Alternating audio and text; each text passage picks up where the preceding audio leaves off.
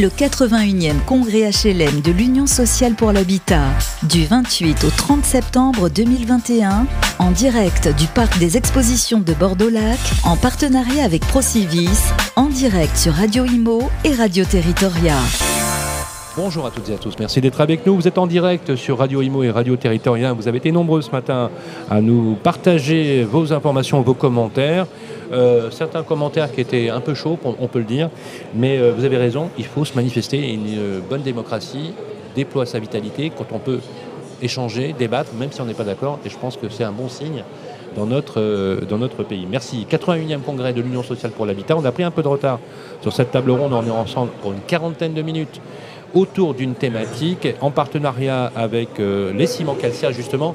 On est sur le cœur de l'événement. On avait d'ailleurs fait une très jolie table ronde qu'on avait fait dans Paris. Là, on va continuer un petit peu le parcours pour parler, en fait, de, justement, les paradigmes qui nous attendent sur l'acte de construire, sur le logement, et comment, finalement, nous allons assumer cet état de fait que le logement, la construction, ça reste aussi le premier facteur d'inclusion sociale dans une société dite moderne. On est ensemble pour une quarantaine de minutes pour en parler des professionnels de la construction qui ont un regard aussi sur le métier, mais pas que, aussi un regard sur la fabrique, que j'appelle moi la fabrique de la ville, ou cette nouvelle urbanité. Sur le plateau, Patrick Soubiran, directeur commercial de l'entreprise CIR, Construction Industrielle Rationnelle, qui est une entreprise de BTP. Vous êtes spécialisé en préfabrication, on va en parler tout à l'heure. Merci d'être avec nous, Patrick. Merci. Stéphane Delomo est avec nous, directeur commercial Ciments Calcia. Comment ça va, Stéphane? Très bien. Et toi? Comment ça va? Parfait. Bon, très bien. Vous avez la pêche? Excellent. C'est un bon salon pour vous? Ah oui, c'est un bon salon. Ouais. J'ai un peu couru pour venir, mais ça va être un très bon salon. Oui, je vous vois un peu. Habituellement, il est beaucoup plus prolixe, mais on va vous laisser respirer et prendre un peu. Voilà, vous avez des petites brochettes devant vous. Voilà, vous avez vu, on fait dans l'économie, presque dans le bio, on a des petites brochettes de fruits pour ceux qui le veulent. En tout cas, on est ravis d'être avec vous. Stéphane, je rappelle que vous êtes directeur commercial Ciments Calcia, et vous êtes, on peut dire, l'une des majeures du ciment dans le monde de l'industrie, on peut le dire. Leader du marché, oui. Voilà. Vous n'êtes pas hyper nombreux en même temps, il faut le dire. C'est vrai, il faut le dire. Mais vous occupez une place prépondérante. Franck Gourdel est avec nous. Il est directeur technique innovation à la compagnie immobilière de Saint-Nazaire. C'est bien ça. Et d'ailleurs, hier, nous étions sur le plateau avec Mathieu Nédonchel, avec qui on a fait aussi une très très belle table ronde. Christine Guinebretière qui est avec nous. Bonjour Christine, comment ça va? Très très bien, merci. Président de Upcyclea. Alors vous êtes ce qu'on appelle une start-upeuse. Oui. Je trouve ça génial. Dans le monde de la construction. Voilà. Le moteur de la prospérité, ça reste et ça demeure l'innovation. Vous êtes d'accord là-dessus? Absolument. Il faut que ça et alors, il fallait aussi qu'on ait un architecte sur le plateau qui nous parle aussi de sa vision de la fabrique de la ville. Aaron Poul est avec nous. Bonjour. Bonjour, je représente l'agence Obo. Voilà. Et je suis très heureux d'être là. Vous êtes associé de l'agence Obo. Alors, on va parler du premier thème que je voudrais qu'on aborde et que chacun vous me fassiez, qu'on essaie de partager cette vision. On est tous contraints, vous savez, ce qu'on appelle en philosophie les contraintes absolues, auxquelles on ne peut pas se soustraire. On est tous contraints de travailler ensemble avec nos disciplines pour fabriquer cette ville. Ça devient de plus en plus complexe. Aujourd'hui, il a échappé à personne que l'impact climatique est une réalité. Il n'y a pas de planète B, il faudra bien tous qu'on vive ensemble. Et nous avons une démographie qui est exponentielle. On estime qu'en 2050, il y aura 3 milliards d'êtres humains supplémentaires sur notre planète. Et on voit bien d'ailleurs que dans l'impact carbone, dans le climat, et c'est palpable aujourd'hui, on sait que la construction est le deuxième émetteur de carbone au monde après les transports. Et les transports d'ailleurs font leur révolution, même à ce niveau-là. Donc les questions qu'il faudra nous poser, et à mon avis on n'a que des questions à poser, puisque si on avait les réponses on vivrait au paradis, mais c'est de se dire que quelque part on est tous contraints de réfléchir posément pour intégrer cet élément. Donc j'aimerais qu'on parle de cet habitat urbain, un peu le constat d'aujourd'hui, qu'on essaye d'envisager sur comment on peut envisager la fabrique de la ville avec ces nouveaux éléments de la construction. Et je voudrais dire une chose suivante. Cette année, dans certaines métropoles, on a constaté une baisse de moins 47% dans certaines métropoles du taux d'instruction des permis de construire. C'est sans précédent. Pour remonter à un niveau aussi bas de délivrance des PC, il faut remonter jusqu'à 1982.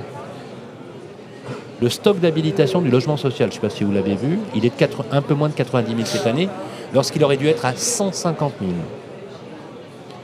La ministre du Logement et Jean Castex, et je vais me poser comme ça le décor, a promis 250 000 habilitations sur les 2 prochaines années. Moi, je vais faire mon journaliste, je vais dire, j'y crois pas une seconde, parce qu'à mon avis, dans un délai aussi court, je ne le crois pas. En tout cas, une chose est sûre, il faudra engager cet élément-là. Le bon signe, c'est que le président, c'est peut-être un lapsus révélateur, le Premier ministre a annoncé et a fait une grande déclaration d'amour au logement social hier dans son discours, et il a promis que le logement social, effectivement, garderait sa ressource fiscale de la taxe foncière, notamment pour les 10 prochaines années, permettant de optimiser le développement de l'acte de construction. Alors, je voudrais qu'on fasse un premier point global. On va commencer par vous, Stéphane Delobois. Alors, aujourd'hui, si on fait le point de la construction, quand on tient compte de cette urbanité nouvelle, mais aussi d'hier, quelles sont les grandes évolutions qui touchent particulièrement les filières, notamment dans votre domaine industriel? En ce qui concerne les évolutions, elles sont de nature multiple déjà, puisque nous, on est un producteur de ciment, mais on est une matière première pour un système constructif qui est le béton. Donc, la filière est beaucoup en train de travailler à la fois comment on conçoit les bétons de demain et comment on conçoit les ciments de demain. Donc, sur des axes qui sont assez clairs aujourd'hui, dans une feuille de route qui est une réduction de l'empreinte carbone, très clairement.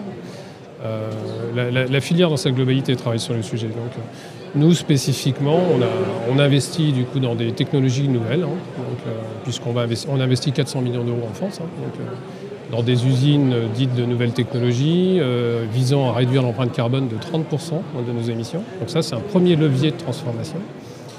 Après, la transformation, elle ne va pas s'opérer que par la capacité d'un industriel comme nous à faire du ciment différent. Donc, on va travailler sur la composition de nos ciments, c'est le deuxième levier, celui-ci. Demain, on va proposer au marché des ciments nouveaux, de constitution distinctive d'aujourd'hui, tout en essayant de préserver les contingences techniques et les contingences d'usage, puisque moi, je reste convaincu que la transformation, elle ne peut s'opérer que si toute la filière se met autour de la table pour se transformer. On n'y arrivera pas autrement, je ne crois pas du tout à ça. Donc, je pense que c'est un travail collaboratif, c'est une vraie réflexion à partager. Et après, on travaille sur les bétons cette fois-ci, donc pour notre propre filiale, mais en même temps pour la filière en général. Aussi, cette fois-ci, c'est sur le positionnement du béton. Parce que le béton, aujourd'hui, il est utilisé comme système constructif. Il a beaucoup de facultés. Aujourd'hui, il émet du CO2, mais quand on le regarde à d'autres facteurs d'émission de CO2, c'est 85 grammes pour 1 kilo de béton. Donc bon, c'est quand même, il faut remettre un peu de perspective derrière tout ça. C'est clair, c'est clair. Mais au-delà, je pense que demain, on va bâtir différemment, on va concevoir des bétons différemment, et peut-être même qu'on va transformer la façon même de bâtir. Je pense à des épaisseurs de béton, je pense à aujourd'hui, on s'impose en France des contingences techniques qui sont très très élevées. Quand vous dites épaisseur de béton, ça veut dire que ça va se réduire? On peut réduire des voiles de béton, je pense, dans certains cas. Aujourd'hui, on a des voiles qui font encore 20 cm, on ferait du 16 cm, ça existe dans certains pays, et on n'a pas du tout de problème structurel, mais c'est des étapes importantes, parce que ça veut dire que ça va même jusqu'à transformer les textes, ça va même jusqu'à transformer les eurocodes, ça va même jusqu'à transformer peut-être la formation de nos ingénieurs. Donc, parce que on va faire autrement et on va faire différemment. Donc, après toute cette transformation, moi je pense il faut accepter la réussite de tout ça, c'est la mixité des matériaux. On va construire avec du béton, on va construire avec du bois, on va construire avec autre chose. On va peut-être même assembler des matériaux, puisqu'on va trouver des combinaisons à faire. Et pour obtenir... Mais il n'y a pas de chapelle, c'est intéressant. Non, il n'y a pas de chapelle. Non, parce que voilà, on l'a entendu beaucoup là récemment. Pour être très clair, opposition béton, bois. Parce qu'aujourd'hui, il y a une espèce de mode absolue. Comme vous le savez, je suis éditorialiste sur BFM Business et j'ai fait un dossier sur la tour Danube d'Elitis en ossature bois à Strasbourg. Et on a parlé aussi du projet de cette tour la plus haute du monde en bois, Mostarnet, en Suède. Vous savez, 10 000 mètres carrés habitables, etc. Et en fait, quand on parle on en parlera avec les architectes, mais en fait, il n'y a pas vraiment de chapelle. Ils disent, voilà, on est sur une façon opportune qui répond à des demandes et qui finalement se globalise. C'est intéressant ce que vous dites de ce point de vue-là. Oui, mais je pense que, à mon avis, il faut faire attention parce qu'on focus beaucoup sur le CO2 aujourd'hui, mais la ville de demain, c'est pas que ça. C'est comment on gère les eaux, comment on gère les effets des lots de température, comment on gère En plein été, des enfants qui peuvent plus être dans une cour d'école parce que la température est tellement élevée. C'est clair. Donc là, la mixité des matériaux, elle va apporter des solutions. Et là, le béton, il a des fonctionnalités qu'il faut mettre en évidence. Donc demain, on va gérer différemment et la ville, on va la construire différemment. Et en plus, la ville, elle va peut-être être une ville en élévation. Donc comment on utilise au mieux l'espace qui nous est c'est alloué. sûr qu'elle sera en élévation. Bien sûr que c'est sûr. Donc il faut... Parce qu'on ne peut plus étaler. Mais non, mais on peut plus. Il faut intégrer. Vous êtes intégrer... favorable à la verticalité, Stéphane Delevaux ? La verticalité, moi je trouve qu'elle est favorable. Le béton a toute sa place. Après, il faut, attention, la verticalité pour peu qu'on crée des espaces qui soient de vrais espaces à vivre. On doit y aller pour travailler, on doit y aller pour faire du sport, on doit y aller parce qu'on a l'école, on doit y aller parce qu'il y a de la culture. Et la ville de demain, c'est quand même tout ça. Et y compris des transports en commun qui nous permettent de nous préserver. Donc moi je suis très confiant et aujourd'hui on arrive à faire des choses qui sont assez exceptionnelles, mais la dualité béton-bois, je pense que c'est un faux débat. Donc, très honnêtement, pour moi, c'est un faux débat. Je suis d'accord avec vous. On arrive à mélanger du bois et du béton aujourd'hui. Encore faut-il pour ça, Stéphane, qu'on puisse faire un peu de pédagogie pour ouvrir le débat, parce que voilà, souvent on a des idées à tout. Alors on va faire circuler la parole. Franck Gourdel, justement, à la lumière de ce que nous dit Stéphane, effectivement, verticalité égale effectivement un stop relatif, mais quand même un stop de l'étalement urbain. Zéro artificialisation nette, on désartificialise, c'est une bonne chose. On réintroduit la nature en ville. On a des communs aujourd'hui qui sont beaucoup plus élevés en volume par rapport à la construction. Franck, réaction sur ce que vient de nous dire Stéphane, et justement sur comment on peut penser cet urbanisme. Il y a quelque chose qui m'a frappé dans ce que dit Stéphane Delevaux, c'est le fait que même les formations de journalistes, d'ingénieurs, pourraient être modifiées. Non, c'est important, avec une nouvelle façon de voir les choses. Franck, réaction. Ouais, effectivement, je partage les propos de Stéphane. On est confronté aujourd'hui à une évolution sans précédent au niveau du mode de construction, avec une multiplicité des matériaux. Et on voit qu'il y a énormément d'opportunités qui s'ouvrent pour construire et une réelle complémentarité. Et je pense effectivement que le béton a toute sa place dans les futures constructions parce qu'il a des propriétés qu'on pourra sans doute pas remplacer, mais par contre associé à d'autres matériaux, donc le bois sans doute, parce qu'on voit que c'est aujourd'hui indispensable, les écomatériaux ou autres. Après, en ce qui concerne la densité, la verticalité, l'enjeu c'est de la faire accepter, donc la faire accepter aux habitants, c'est l'acceptation, bien sûr.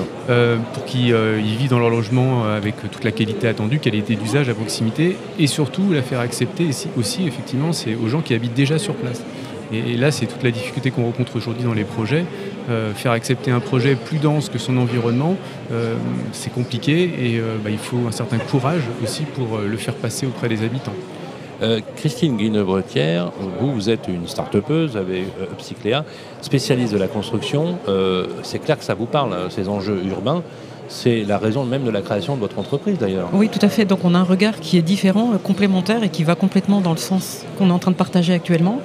C'est-à-dire que souvent on voit aussi le point de vue environnemental comme étant une barrière ou un frein au déploiement des futurs bâtiments et des futures villes. En réalité, la façon dont on va le regarder, ça va être la capacité du produit, quel qu'il soit, issu des filières sèches, quelle que soit leur filière, que ces produits soient recyclables.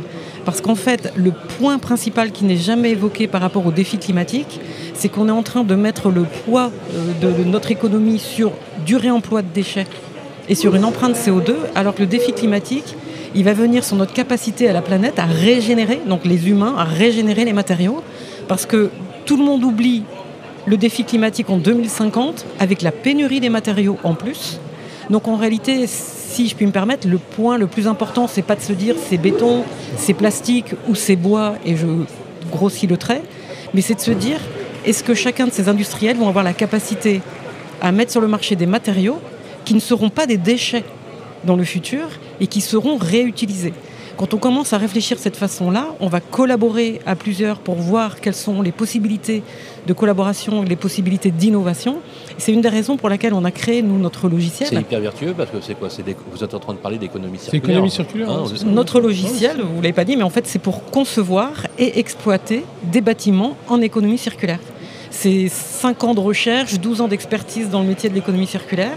C'est aussi un mode de pensée, une philosophie qui s'appelle Cradle to Cradle, berceau à berceau, où là on va s'intéresser à l'usage du produit et donc à l'usage du bâtiment. Par exemple des déchets, par exemple l'utilisation des remblais, l'utilisation... Alors nous on ne parle pas de l'utilisation des déchets, on va parler de l'utilisation des ressources usagées, surtout avec la nouvelle législation qui arrive. J'adore la dialectique dans ce genre de truc. Mais elle est super importante. Non mais vous avez raison, c'est important. Vous savez, la ressource usagée appartient toujours à un propriétaire. Les choses, c'est ajouter au malheur du monde. Alors la ressource usagée appartient toujours à un propriétaire. Et une des raisons pour laquelle on est ici au congrès de l'USH... Une ressource, par exemple. Citez-moi un exemple. J'ai un bâtiment dont je suis le propriétaire en tant que bailleur. Et donc, je vais mettre en place des filières de valorisation de mes ressources usagées, peut-être pour qu'elles retournent directement dans les usines de monsieur, pour refaire, par exemple, du béton ou du ciment. Ça, c'est déjà possible, ça existe. Ça n'a juste pas été codé par des algorithmes pour pouvoir être efficace dans son fonctionnement. C'est ce que fait Upcyclea maintenant. Donc on peut choisir des produits, et donc on a une vision, est-ce que ce produit est circulaire, oui, non. Quels sont les additifs qu'il y a dans le produit, est-ce que c'est bon pour la santé et l'environnement. Quelle est l'empreinte CO2? Et nous, dans empreinte CO2, on s'amuse un peu à regarder côté bois, parce que tout le monde parle du CO2 du bois. Personne ne regarde la forêt primaire qui est détruite par des forêts industrielles. Donc du coup... Et la capacité de captage d'une petite forêt, exactement, avec une forêt qui a 200 ans. Exactement. Et puis surtout, en fin d'usage, qu'est-ce qu'on fait du bois s'il a été traité par des produits qui font qu'on ne peut plus le réutiliser? Bien sûr. Et donc, où est l'empreinte CO2 du bois au départ? Donc on n'oppose pas les matériaux. On demande simplement, lorsqu'il y a des projets immobiliers, de s'intéresser au bon choix de matériaux circulaires avec la meilleure empreinte CO2, mais dans quelle mesure ils ont une capacité à être recyclés dans le futur, retournés dans des filières de production pour pouvoir faire des bâtiments qui soient eux-mêmes en économie circulaire. Chemin faisant, lorsque le bailleur fait cela ou lorsque la foncière fait cela, en utilisant un des modules de notre logiciel, on va lui proposer automatiquement les bonnes filières de valorisation. Et donc évidemment, les grands fabricants de produits qui sont déjà dans notre Upcyclea Cloud, où ils peuvent remplir des passeports circulaires, des cartes d'identité de leurs produits, on leur propose même d'avoir éventuellement des accords cadres avec leurs clients pour qu'ils puissent être connectés derrière dans notre logiciel et pour pouvoir se parler au moment où on va sortir ces matériaux de bâtiments. Vous travaillez ensemble? Pas encore, mais on va le faire. Mais on va en parler après. Ouais, je pense que... Non, mais c'est intéressant. Donc c'est une vision qui est complètement différente. Vous êtes complètement dans le sens de l'histoire, hein, Christine. Mais écoutez, j'espère. Non, mais, on fait tout pour, en tout cas. Ah, mais je vous le garantis. Alors, je voudrais voir le point de vue de l'architecte que vous êtes, Aaron. On est quand même près d'1 million de mètres carrés construits selon cette méthodologie. Alors justement, c'est très stimulant. Est-ce que aussi les architectes envisagent maintenant différemment la façon de l'acte de construire avec tout ce qui se passe en ce moment? Alors les architectes, j'aurais du mal à parler pour eux parce qu'ils sont nombreux et très... On va dire l'architecte que vous êtes très différent, mais enfin je peux parler de ce qu'on essaie modestement de faire chez Obo. Et effectivement, on croit beaucoup à tout ce qui vient d'être dit. On adhère, et moi j'adhère évidemment, parce qu'en fait, sans avoir aucun a priori, nous on s'est mis à regarder les choses en fait très factuellement, à compter, grâce justement au BIM dans lequel on s'est engagé très fortement depuis 5 ans. Et on a vu qu'avec des outils très poussés très tôt dans les projets, on pouvait profiler en fait les opérations dès l'implantation des masses bâties, dès les choix de coefficients de forme, d'enveloppe, etc. Et donc on pouvait se mettre à compter le carbone. Donc on s'est mis à s'approcher des labels en vigueur en partant de BBCA, puis on est monté vers les nouveaux labels plus récents et notamment locaux, Bordeaux, région Aquitaine. Et à chaque fois, on essaie de comparer les choses sans aucun a priori. Et on se rend compte qu'on peut avoir des opérations où on fait de l'industrialisation béton, pierre sèche, des projets 100% bois, préfat bois, avec une filière locale qui doit mixer bien sûr du bois d'importation d'ailleurs, puisque en Aquitaine, c'est un sujet compliqué. Il faut lamêler le bois avec du local et du non local. Et puis bien sûr, on regarde des choses mixtes, puisque c'est l'avenir.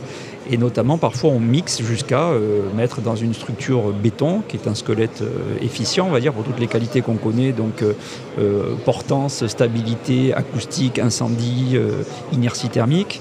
Eh bien, on marie ça, effectivement, avec d'autres parties du projet dans son clos couvert, notamment, avec des matériaux, des éco-matériaux, de la terre, qui est un vrai sujet, la BTC en ce moment, qui est en train d'avancer. Et on regarde tout ça, sans a priori. Et ce qu'on se rend compte, c'est qu'il y a une vraie question de conception, en fait, tout simplement, d'efficience constructive sur l'économie de matière et en même temps la recherche de confort, qualité d'usage et confort. Donc en fait ça arrive toujours quasiment à la question, et c'est un des concepts forts sur lequel on se mobilise chez Obo, c'est faire mieux avec moins. Et on revient toujours sur ce sujet. Et ce qui est assez intéressant dans la RE 2020, c'est qu'elle nous interroge là-dessus, c'est-à-dire qu'il faut réduire le carbone, mais il réintroduit aussi la notion de confort. C'est-à-dire le nombre de jours d'inconfort dans l'année. Et donc bien évidemment, si on imagine le comportement d'un bâtiment tout bois dans un climat tempéré, tendance méditerranéenne, on sait qu'il y a des sujets complexes. Et donc du coup, on se réinterroge sur la capacité du béton et son inertie. Et donc du coup, dans ce comptage-là, le béton bas carbone, si on le regarde en bilan énergie carbone, eh bien il est très intéressant. S'il est bien conçu, c'est-à-dire si on a rationalisé les structures. Et c'est un vrai progrès par rapport à la RT 2012. Oui, par oui, exemple, et puis ce qui est très intéressant, c'est qu'en fait on est tous face à un défi, c'est-à-dire qu'on a tous les gens autour de la table, les politiques, parce qu'on a bien vu qu'il y a une sorte de vague sur laquelle tout le monde a un peu surfé avec les dernières élections, et puis une vraie volonté d'amélioration, avec bien sûr une grande pensée écologique, on va dire, avec des enjeux socio-environnementaux. Mais là, on est un peu dans le dur maintenant, c'est-à-dire qu'on vérifie la réalité de ça. C'est-à-dire comment on débloque le système pour débloquer justement les fameux permis de construire, comment on fait des opérations réalistes où on fait mieux sur le carbone, bien sûr, tout en préservant le confort d'usage pour les 50 ans à venir, parce que le climat, on sait ce qui se passe, et en même temps, en arrivant à faire des bilans d'opérations faisables au niveau financier, parce que c'est un vrai sujet en ce moment, absolument. et qu'en gros, on arrive à construire pour enfin donner des logements viables aux gens qui en ont besoin. C'est intéressant ce que vous dites, parce que ça plaît beaucoup aux élus locaux. Non, mais c'est intéressant, parce que pour les appels à projets, quand on est en compétition sur des appels à projets, c'est ce qui fait la différence. J'y ai participé, je peux le dire. J'ai même présenté des projets dans mes activités, parce que j'ai aussi des activités structurelles immobilières. J'ai un groupe immobilier à Paris. Ça fait vraiment la différence. On voit bien l'impact. Justement, Patrick Saubiran, vous, construction industrielle rationnelle, alors moi j'aime beaucoup je ne sais pas qui a créé ce nom. Le nom de l'entreprise a été créée en 1953. En 1953. Donc il faut se remémorer la sémantique. Construction industrielle rationnelle. On était dans les 30 glorieuses de l'époque. Donc il faut imaginer des procédés très en marketing, je trouve ça génial, surtout dans une période de frugalité comme aujourd'hui. Vous trouvez pas ? Donc aujourd'hui, toute la quintessence de ce sigle revient d'actualité. Oui. Alors Patrick, comment vous avez écouté tout le monde ? Oui. Donnez-moi votre point de vue. Moi, je retiens plusieurs choses. Verbatim, frugalité des matériaux, voire même une frugalité même dans la vision même de la construction, quelque chose qui est assez sobre sur l'empreinte foncière. On voit justement que les formules béton ont considérablement évolué, on peut le dire. Ce que ne sait pas le grand public, je vous le dis, parce qu'ils ont une vision parfois un peu... Donc c'est intéressant de faire un peu de pédagogie là-dessus. Des fonctions très opportunes qui mixent finalement les matériaux, c'est ce que dit Christine, effectivement, avec la possibilité de tracer. Parce que moi, ce que j'aime bien dans votre système, c'est le système de traçage. Parce que c'est pas le tout de dire qu'on est écologiquement responsable ou qu'on est en mode RSE, entre guillemets, par exemple, ou avec un impact maîtrisé. Encore faut-il traquer les matériaux géosourcés, biosourcés, écosourcés, avec la possibilité de travailler en énergie et en économie circulaire. Votre point de vue, Patrick ? Oui, donc vous l'avez bien compris, nous on est très en aval dans le processus, dans la chaîne de production. Oui. Vous préfabriquez, On préfabrique, donc on est concepteur de solutions préfabriquées et on répond donc sur les appels d'offres classiques de bâtiments, si vous voulez, mais sur la base de solutions entièrement préfabriquées. On fait du hors-site. Voilà, on se veut être un des spécialistes du hors-site aujourd'hui sur la base de modules et de solutions en 2D voire en 3D, de solutions en béton préfabriquées. Ça se développe de plus en plus, ça. C'est un petit peu, je dirais, la porte qui s'ouvre aujourd'hui sur l'évolution d'abord sur le logement social, le logement universitaire, résidence étudiante. Et donc demain, le béton devrait pouvoir être en mesure, en récupérant, je dirais, le produit de l'industriel avec sa recherche de baisse de carbone, si vous voulez, puisqu'on a bien noté 85 grammes de CO2 au kilo de ciment. C'est l'objectif, c'est la réalité d'aujourd'hui, mais demain Stéphane, il ne me l'a pas dit, mais il va baisser de plus de 30% ce ratio-là, et à terme, on sera peut-être éventuellement sur du CO2 positif, au sens où il n'y aura pas de production de CO2 sur la fabrication du ciment. Là, on aura tout gagné. Je veux dire, on aura tout gagné. Nous, on va récupérer en amont, si vous voulez, un produit bas carbone, avec des qualités, et nous, on est là pour le transformer en béton, tout en respectant, je dirais, l'image et le voulu de l'homme de l'art pour répondre aux attentes des maîtres d'ouvrage. Et donc nous, là-dessus, on essaie d'amener une plus-value, on apporte notre compétence technique, c'est-à-dire que dans la recherche de réduction de volume, parce que c'est là où on peut intervenir, bien sûr, le produit naturel il va être bas carbone, il va se diriger vers une baisse de carbone. Nous, on va adapter techniquement. Malheureusement, encore aujourd'hui, on respecte les normes. Donc les diminutions, les contraintes techniques, les diminutions de volume, la portance, etc., il faudra retravailler, reformer effectivement tout le quota d'engineering béton armé ou voire béton industriel. Et donc nous, à partir de là, on peut travailler sur des réductions de volume. Donc non seulement on baissera le carbone sur la matière première, et nous on baissera le carbone sur la partie globale et reconstituée du produit. tout en voulant effectivement rester et reprendre les images, les attendus de l'architecte. Est-ce que vous percevez avec les clients, que ce soit des promoteurs, constructeurs, maîtres d'ouvrage, que leur niveau de compétence à ce niveau-là a intégré ces nouveaux types de matériaux? Oui. Et que ça casse un peu le mythe, tu vois. Oui. Il y a quelque chose qui dit, voilà, ok, on voit qu'il y a une vraie progression, une vraie innovation dans l'utilisation de ces matériaux. Alors, à deux échelles, je dirais l'investisseur qui veut capitaliser sur son investissement. Mais oui. Donc lui, forcément, il regarde droit devant, il a un objectif lointain et il recherche donc, je dirais, cet objectif, quoi. Et après, il y a le bâtiment qui est de courte durée, effectivement, qui pourra être amené, lui, peut-être à évoluer dans le temps aussi, où là, je dirais, la contrainte, les objectifs sont peut-être moins clairement affichés. Ouais, je comprends. Oui, Aaron. Oui, je voudrais juste dire, parce qu'on se connaît bien sûr avec Patrick, on travaille beaucoup ensemble, c'est qu'il y a la recherche de la matière et la force en fait de la démarche industrialisée. Et c'est vraiment l'extension naturelle du BIM en fait. C'est-à-dire que quand vous arrivez à tout pré-synthétiser, c'est-à-dire à tout virtualiser avant, et là il faut tout de suite comparer le bâtiment avec l'industrie automobile et l'industrie aéronautique. Absolument. La révolution en cours à terme, c'est celle-là. Une très bonne et donc analogie. on préfigure le maximum de choses, et l'extension naturelle de ça, c'est l'industriel et la préfabrication. Et aussi, il y a la question des délais. En fait, il y a la propreté des chantiers et il y a une gestion des délais et leur maîtrise qui est quand même assez phénoménale, puisqu'on parle d'opérations, par exemple, de logements qu'on a pu réaliser ensemble, où on s'est livré des ensembles de logements étudiants en, par exemple, 8-9 mois livrés. Donc, c'est des délais assez hors Oui, normes. parce que le gros impact de votre... merci de parler du BIM, parce que c'est... Oui, tout est lié, en fait. Pour moi, il y a... Y compris le comptage carbone. Absolument. Tout est lié. Et ça permet de gagner même des mètres carrés, si je peux me permettre, d'optimiser les mètres carrés dans le système.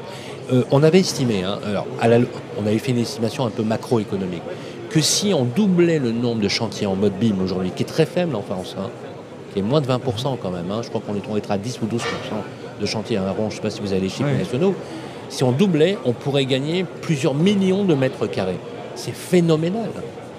Pourquoi ça, on n'arrive pas encore à intégrer les confrères, les collègues architectes n'ont pas encore tout intégré cette formidable méthodologie qu'est le BIM. Aaron, juste voilà.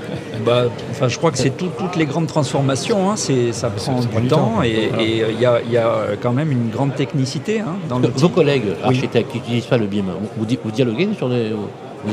Non, peu, parce qu'en fait on est un peu dans une bulle souvent. Je comprends. On n'est pas entre architectes, mais c'est vrai qu'il y a toute une partie de la profession. Et vous, l'outil, vous l'avez adopté très vite en fait. Ah oui, bien sûr. Oui, depuis 5-6 ans. Ouais. Ah oui, c'est énorme. Oui, Christine. Oui, en fait, je voulais ajouter un point. Donc effectivement, le BIM, si on veut bien aller jusqu'au niveau de l'objet BIM, alors nous, Upcycléa, on sait se connecter avec les objets BIM dans les maquettes. Et donc, on calcule automatiquement pour le maître d'ouvrage qui est en train de construire le bâtiment, on va calculer automatiquement des indicateurs de l'empreinte CO2, donc ça peut être double usage ou pas, mais nous on va vraiment au niveau de l'objet BIM. Donc de l'empreinte CO2, le degré de circularité du bâtiment, son degré de non-toxicité et sa valeur ROI. Donc quand on se connecte par exemple avec un outil BIM au niveau des objets BIM, et là on a des grands fabricants de produits qui commencent maintenant à remplir leurs informations dans notre librairie Upcycléa Cloud, ils récupèrent le petit lien l'identifiant unique, il peut le mettre soit directement dans de l'Excel pour tous ceux qui n'utilisent pas encore de BIM, parce que c'est aussi une question de coût aussi souvent sur les projets. Ce que je peux voir, c'est que ça coûte un peu cher. Ouais. Ou alors ils importent dans l'objet BIM directement, dans leur maquette, et on se synchronise. Et du coup, ça permet d'aller vers le fameux BIM GEM, le fameux BIM rêvé par tout le monde. Nous, on a un petit peu la capacité à le faire maintenant derrière, mais on va aussi se connecter avec les objets, avec les outils de Facility Manager, puisque c'est une raison pour laquelle... Sans compter que ce mode BIM, en amont et en aval de la vie du bâti, permet d'avoir ce qu'on appelle un jumeau numérique qui permet aussi d'accompagner l'histoire du bâtiment. etc. C'est l'ADN, c'est le code ADN du bâtiment. Si on veut travailler sur les pathologies futures et accompagner la vie du bâtiment, parce que c'est un organisme vivant, un immeuble. Exactement. Il faut accompagner. Mais il faut que ça rapporte de l'argent à son propriétaire. Oui. Pour la mise à jour des données. Ah bon? Oui, parce que si vous avez des coûts en permanence, il n'y a personne qui va mettre sa mise à jour. Évidemment. Par contre, si vous vous synchronisez avec un outil comme Upcycléa, le seul fait de mettre en place les filières de valorisation, mais on y a pensé beaucoup. Je le vois sourire, mais on y a beaucoup pensé. Non, mais vous le vendez super bien. Je continue. Ce sera une diminution du coût induit. Voilà, On va se rapporter de l'argent. Si, Je suis pas sûr. Mais vous voilà, si plaisantez. Christine Il y a vous de la- parle, il y a- vous achetez la solution. Vous plaisantez. Je vous taquine, mais c'est vrai. Si vous entretenez votre voiture, c'est pas pour l'amener à la casse, c'est que vous avez bien intérêt mais de faire des vous avez économies ou raison. récupérer de Bien l'argent. sûr. Si dans Upcycléa, My Upcycléa, vous mettez à jour votre liste de produits parce que vous les renvoyez vers les fabricants de produits ou vers du réemploi, et que c'est synchronisé avec un BIM, ça met à jour la maquette BIM automatiquement. C'est QFD. Franck, est-ce que vous utilisez le mode BIM, ça vous parle? Ouais, le mode BIM, on l'a expérimenté sur plusieurs projets et en fait... En plus, les résidences gérées. Les résidences gérées, oui. Donc tout l'intérêt pour le gestionnaire aussi. Ben Oui, parce qu'à Saint-Nazaire, vous faites des choses remarquables, notamment pour des personnes en difficulté. Tout à Moi, fait. j'aime beaucoup ce que vous faites. Les personnes qui sont en situation de grande détresse, à Saint-Nazaire, il y a des grands projets magnifiques. Des personnes, par exemple, qui sont SDF, qu'on réintroduit dans le monde de logement. On a parlé de ça avec Mathieu, à qui on redonne goût, parce que c'est pas le tout de retrouver un appartement ou un logement pour un SDF. Il faut lui donner les codes pour se réapproprier l'espace et l'habitat et la sécurité. Voilà, moi je voulais souligner parce que c'est vraiment important. Franck. Donc sur le BIM, on a mené différentes expérimentations et en fait c'est compliqué déjà d'embarquer toute l'équipe de maîtrise d'œuvre sur tout type de projet, parce qu'il y a des projets où le BIM s'impose parce qu'ils sont complexes, d'autres où finalement il y a une simplicité du bâtiment et on voit tout de suite que le BIM c'est pas forcément nécessaire de le mettre en œuvre. Et quand on a franchi ce premier écueil, on tombe sur l'écueil des entreprises. Et là, compléter la maquette BIM jusqu'au bout, ça devient quasi impossible avec des petites entreprises encore d'états séparés. Et une fois qu'on aurait franchi encore cet ultime écueil, il y en a encore un autre, c'est les gestionnaires. Les gestionnaires, pendant toute la durée de vie du bâtiment, est-ce qu'ils vont bien penser à aller modifier le robinet qui a été modifié, la douche, etc. Et là, on tombe après sur des pratiques en interne qu'il faut faire évoluer pour tenir à jour la maquette BIM et une grande rigueur qu'il faut mettre en œuvre. Et aujourd'hui, c'est des révolutions dans les organisations. En termes de formation, en termes d'apprentissage. Alors, il y a encore deux sujets sur lesquels je voudrais que vous vous exprimiez. Le sujet on en a déjà parlé, c'est l'impact de la RE 2020. Alors, on a bien compris votre point de vue, Aaron, effectivement. Je trouve que c'est extrêmement intéressant parce que ce point de vue, je ne l'ai pas entendu souvent. Tour d'horizon, RE 2020, impact et mesures. Patrick Soubiran. Alors nous, on va retenir ce que Aaron a un peu introduit, c'est-à-dire l'inertie du bâtiment aujourd'hui qui rentre comme un critère important dans la RE 2020 et qui remet un petit peu le béton au bout du jour, au sens où on lui enlève plus, si vous voulez, ce côté négatif qu'on aurait pu attendre par cette évolution de normes. Donc aujourd'hui, je rebondis un peu ce qui a été dit tout à l'heure, c'est que l'évolution du béton dans cette nouvelle normalisation, ce sera de le mettre au bon endroit, sous de bonne forme. Et si en plus on a, je dirais, les bons ingrédients initiaux de l'industriel, il n'y a aucune raison que le béton ne trouve pas sa place dans cette évolution. Voilà, donc nous on est très, on est attentif sur l'évolution forcément de cette réglementation, mais on est serein quant à notre positionnement sur ce nouvel horizon. Est-ce qu'elle vous paraît applicable ? De facto, elle deviendra. Parce que je veux dire, il n'y a pas le choix. C'est une réforme qui a fait couler beaucoup d'encre, il faut le savoir. Et l'autre fois, j'ai échangé avec Benoît Paru, qui était l'auteur de la RT 2012, qui dit « Je me suis un peu trompé dans la RT 2012 parce qu'en fait, j'ai songé uniquement avec le paradigme thermique. » En fait, il me disait « Je ne suis pas l'auteur de la RE 2020, mais ce que j'apprécie dans la RE 2020, qui est la succession de ce que j'ai initié avec la RT 2012, c'est cette vision globale du dispositif. » Vous, Stéphane Delomo, a impact RE 2020 plutôt bien maîtrisé, là, pour le coup. Moi, je trouve que la RE 2020 elle a un avantage majeur, c'est qu'elle nous met tous face à nos propres responsabilités. Parce qu'on parle du béton, mais n'oublions pas qu'on ne fait que 25%. Aujourd'hui, la RE 2020, elle donne le gros œuvre. Il a une quote-part, si vous prenez un logement individuel ou vous prenez un logement collectif, vous avez la part du gros œuvre, vous avez la part du second œuvre, et après vous avez la partie exploitation. Donc la résultante et le bénéfice de l'Euro 2020, c'est tout le monde qui doit le faire. Donc, alors qu'on focalise beaucoup sur le gros œuvre parce que c'est ce qu'on voit, donc c'est ce qu'on voit tout de suite. Bon. Mais quand vous regardez les équipements, il faut que tout le monde y travaille. Aujourd'hui d'ailleurs, on passe l'Euro 2020 sans difficulté. On n'a pas de problème pour passer l'Euro 2020. On est même préparé jusqu'à 2025 sans vraie difficulté. Après, ça met tout le monde face à sa quote-part et son effort à fournir. Donc ça, c'est le premier sujet. Deux, c'est une combinaison constructive à trouver, parce que vous changez un appareil de chauffage ou vous changez un système de second œuvre et du coup le mode de calcul repositionne quand même un certain nombre de valeurs. Après, je suis assez d'accord avec ce qui a été dit. Moi, je pense que c'est construire autrement, mais pour être capable de réutiliser les matériaux. c'est la réutilisation des matériaux qui est fondamentale. Aujourd'hui, il faut être capable de faire des bétons et des granulats recyclés. Aujourd'hui, les normes, il faut qu'elles évoluent parce qu'elles sont très contraignantes, on en met très peu. Parce que la ville va se reconstruire, mais pour se reconstruire, il faut la déconstruire. Donc on va déconstruire des bâtiments.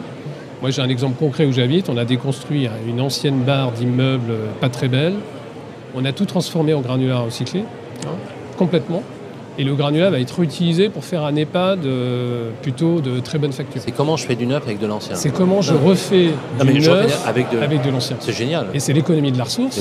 Avec un impact carbone maîtrisé. Et du coup, mais c'est même mieux que ça, parce qu'en fait, le béton lui-même a été carboné. Donc du coup, on a un bénéfice négatif de la valeur du carbone capté par la durée de vie du propre béton qui lui-même vient d'être déconstruit. Je suis pas sûr d'avoir tout compris. Non, mais on calcule tout ça, nous. Tout est calculé. Dans les modèles de calcul, tout est dedans. Mais c'est très très important parce que il n'y a que comme ça qu'en 2050, c'est l'engagement de la filière. Neutralité carbone. Neutralité carbone. Et la neutralité carbone, il faut passer par ça. Vous êtes industriel, vous vous transformez, vous êtes préfabricant, vous vous transformez, et vous utilisez les matériaux issus de la déconstruction, et vous faites un béton neutre en carbone. Il n'y a que comme ça qu'on y arrive. Que comme ça. Donc il faut, je pense qu'on ne parle pas assez des réussites et des bons exemples. À la neutralité carbone en 2050. Peut-être pas. Juste sur le principe de la neutralité carbone, quand on respire, on émet du CO2 et même mort 3 mois après, je pense qu'on émet encore du CO2.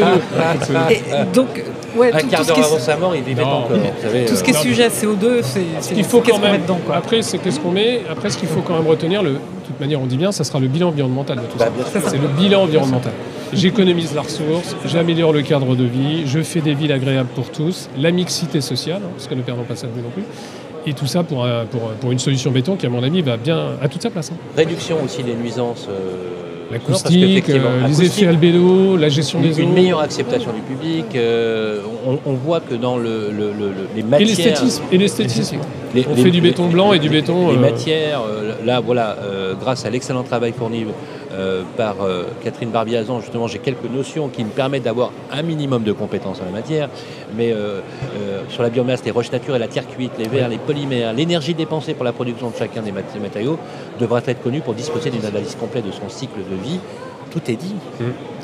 Après, il y a une dimension qui est un peu cachée, je pense, très honnêtement. On parle du produit fini. L'économie circulaire et l'économie de l'appréciation environnementale, elle passe par la capacité aussi d'un industriel à lui-même consommer des produits de deuxième vie. C'est ça. Nous, on va substituer l'intégralité de nos combustibles fossiles par des combustibles alternatifs qui, en matière environnementale, évitent des tas de pneus mis entreposés dans des forêts, des huiles qu'on voit à droite et à gauche. Et c'est le bilan global qu'il faut regarder. Il ne faut pas le prendre que par le petit bout de... Je pense qu'il faut regarder ça dans son ensemble. Alors, j'aimerais qu'on passe à la dernière... Mais je ne vous ai pas entendu sur les RE2020, Franck Gourdel. La RE2020, on est relativement serein. Ça fait 4 ans qu'on s'y prépare parce qu'on avait participé à l'expérimentation U+, C-. Oui, donc on a absolument. Énormément capitalisé sur un nombre d'opérations assez important. La première étape, effectivement, il n'y a pas de changement majeur, sauf peut-être en logement individuel, où là, il va falloir qu'on revoie un peu notre façon de faire. Mais non, on est plutôt confiant et je pense que c'est une étape importante et qu'il faut aller continuer vers les étapes suivantes pour justement décarboner la construction. Donc on est moi, il y a une chose que j'aime beaucoup dans ce que nous dit Stéphane, c'est justement ce côté presque, j'allais dire jubilatoire, puisqu'on a une énergie et on a une industrie qui est prête à affronter ce système. Mais ce qui est intéressant, rappelez-vous Stéphane, on en a parlé, je vous ai posé cette question. Vous m'avez dit, mais on n'a pas attendu, nous, chez Galcia, d'avoir toutes ces époques liées à l'impact environnemental. Déjà, plus de 15 ans, vous aviez déjà travaillé sur des formules qui permettaient d'anticiper. Donc, ce qui prouve une chose, sur des classes d'actifs, que quand on est sur des schémas industriels, je prends par exemple l'exemple des aciéries et du charbonnage. Les Anglais appelaient ça des stranded assets, c'est-à-dire des actifs naufragés parce qu'ils ne se renouvelaient pas. On voit bien, en fait, que des grosses industries comme la vôtre sont emblématiques, multinationales, en fait, gardent cette fragilité, cette flexibilité, j'allais dire cette agilité grâce à l'innovation. On voit bien que l'innovation, c'est un phénomène anthropologique en soi. Oui, bien sûr, mais après nous, on a des sites dans notre groupe. Aujourd'hui, on fait du captage de CO2. On capte complètement le CO2. Il y a une chose que j'aime bien aussi dans votre boulot, c'est que vous m'avez appris une chose. C'est qu'on ne peut pas délocaliser dans votre métier. On a des cimenteries approximativement. Non, mais attendez, c'est hyper important. Bien sûr. Alors c'est sûr que parfois, il y a par rapport à un public ou les riverains à côté de la cimenterie, je sais qu'il y a quelques sujets là-dessus, c'est pas toujours super top. Mais je trouve ça pas mal dans un monde comme le nôtre de se dire qu'il y a des industries qui ne sont pas délocalisables et qu'on crée de l'énergie à proximité. Encore faut-il aussi vous accompagner et vous aider dans ce schéma-là, quoi, hein. Ce qui n'est pas toujours le cas avec certains élus. Hein. Ce qui n'est pas toujours le cas. Ouais. Ce qui n'est pas toujours le cas. Peut-être aussi, bon, à nous de faire la communication et la démonstration des faits. Voilà, on est là pour. Voilà, non, merci. non, mais moi je suis très confiant, honnêtement. Moi, je n'ai pas d'optimisme débordant, mais on maîtrise des technologies. On a un actionnaire qui nous permet de transformer tout notre parc industriel. Hyper important. 400 millions d'euros, c'est considérable. Hein, ouais, donc, en France, hein. En France. En France. Et après, je reste convaincu que, et je suis assez d'accord avec ce que vous dites, il faut décloisonner les silos parce que c'est pas moi je fais ça, non, c'est clair. Ça. Dernier thème, oui. Juste une chose que je voulais rajouter, parce qu'on n'en a pas tout à fait parlé sur les notions de mixité de matériaux, etc. Et en gros le durable, c'est en tant que concepteur, en fait, c'est la question de la réversibilité. Et concevoir les structures, enfin il y a des filières pour recycler les matériaux et toute une démarche, mais imaginer des structures et des combinaisons de matériaux dans leur capacité à durer au-delà de leur utilisation en restant, c'est-à-dire sans être déconstruites mais transformées, induit des choix de conception sur les matériaux de structure. Et ce, dès le départ. Et ça, c'est la vraie durabilité. Vous faites allusion à la transformation de bureau-logement, par exemple. Mais oui, mais si on ne les avait pas construits en matériaux pérennes au niveau des squelettes, si vous voulez, on ne pourrait pas avoir le luxe de se dire qu'il faut les réintégrer.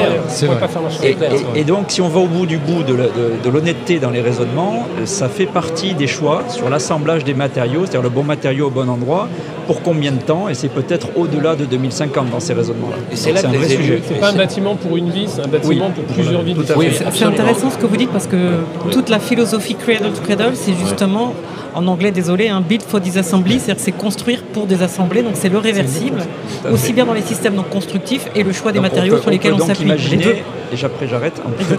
Non, mais je voulais une précision. Oui. J'aimerais que vous nous donniez bien la différence, parce que moi je ne l'avais pas compris comme ça. Oui.